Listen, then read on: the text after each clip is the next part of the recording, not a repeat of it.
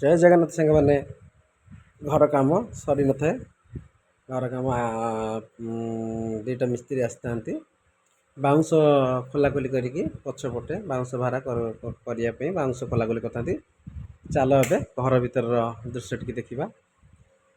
ଯେହେତୁ ଆମେ ଯେଉଁ ରୁମ୍ରେ ରହୁଥିଲୁ ସେ ରୁମ୍ଟା ଛୋଟ ହେଉଥିଲା, ନୂଆ ଘର ତତ୍କାଳୀନ ଭିତରେ କାମ ସାରି ବାହୁଡ଼ାରେ ତ ଦେଖିଥିବେ, ବାହୁଡ଼ାରେ ଘର ପ୍ରତିଷ୍ଠା କରିକି ଏ ନୂଆ ରୁମ୍କୁ କାଲି ସିଫ୍ଟ ହେଇଛୁ। ଦେଖନ୍ତୁ ଏଇ ରୁମ୍ଟା ନୂଆ ବନିଆ ହେଇଛି।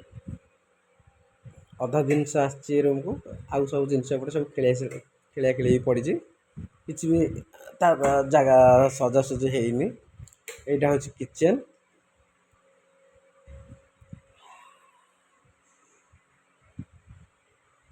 ଇଏ ହେଉଛି କିଚେନ୍ର ଦୃଶ୍ୟ।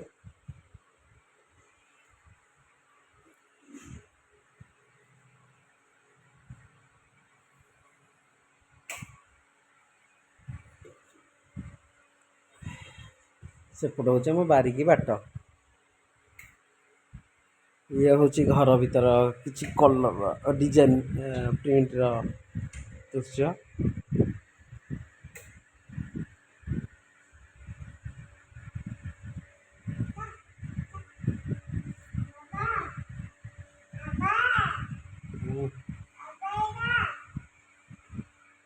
ଅଂଶୁ ବାବା ଶୋଇଥାନ୍ତି, ନିଦ ତାଙ୍କର ଭାଙ୍ଗିନି।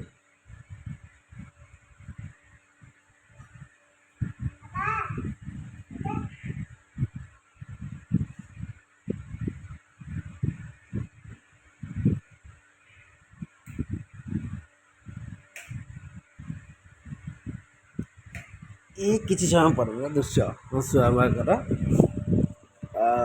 ଖାଇବା ଟାଇମ୍। ଅଂଶୁ ବାବା କିନ୍ତୁ ଖାଇବାକୁ ନାଁ କରୁଛନ୍ତି। ଖାଇବା କଥା ହେଲେ ତାଙ୍କର ସଇଲା କଥା। ଏପଟେ ମିଟୁ କିନ୍ତୁ ଅନେଇଛନ୍ତି କେମିତି ମୋତେ ଟିକେ ଖାଇବା ମିଳିବ। ମାମା ରାଗିଲେ, ମାମା ରାଗିବାରୁ ଅଂଶୁ ବାବା କାନ୍ଦିଲେ।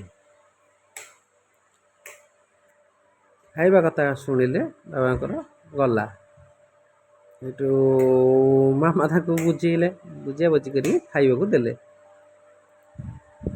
ତାପରେ ମା ପୁଅ ପୁରା ଏମିତି ମାମା ବୁଝେଇଲେ ଯେ ପୁଅ ପୁରା ଖୁସି ଖୁସିରେ ଖାଇଲେ। ହସି ହସି ବାପା କି ପ୍ରେମ ମା ପୁଅଙ୍କର।